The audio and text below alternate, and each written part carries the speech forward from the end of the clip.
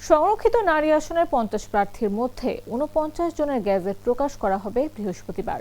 বুধবার বিকেলে আগারগাঁও নির্বাচন ভবনে এক সংবাদ ব্রিফিংয়ে এই তথ্য জানান রিটার্নিং কর্মকর্তা মোহাম্মদ মহিউদ্দিন খান। তিনি বলেন, সরকারি চাকরি থেকে অবসর নেয়ার 3 বছর আগেই মনোনয়নপত্র জমা দেওয়ায় একজনের প্রার্থিতা বাতিল হয়েছে।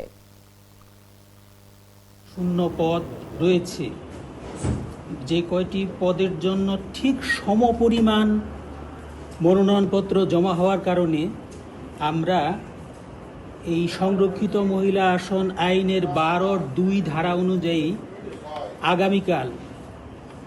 আগামীকাল এই সংরক্ষিত মহিলা আসন আইনের গেজেট প্রকাশ করব।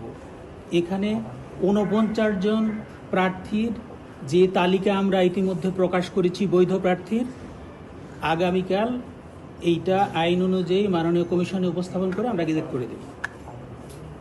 আর একজন প্রার্থী আদালতে আপিল করেছেন মাননীয় কমিশনের ডিসিশনের এগেনস্টে, সেই সম্পর্কিত কোনো তথ্য আমাদের কাছে এখনো নেই। আর আরেকজন প্রার্থী মিস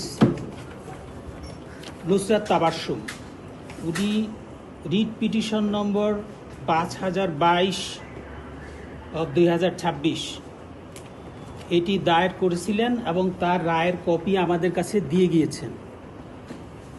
মাননীয় আদালত এই রিট পিটিশনের আদেশে আমাদেরকে 72 ঘন্টার মধ্যে ওনার মনোনয়নপত্রটি গ্রহণ করে নিষ্পত্তি করতে বলেছেন।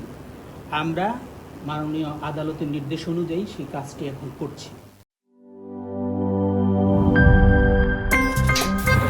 আমার একটা স্মার্ট সিদ্ধান্তে 25% গ্যাসের খরচ কমেছে। ভাবছেন কিভাবে?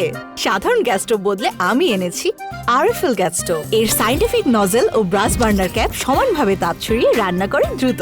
তাই গ্যাসও বাঁচায় 25%, টাকাও বাঁচে 25%। আরএফএল গ্যাস স্টোভ নিরাপদ ও গ্যাস সাশ্রয়ী।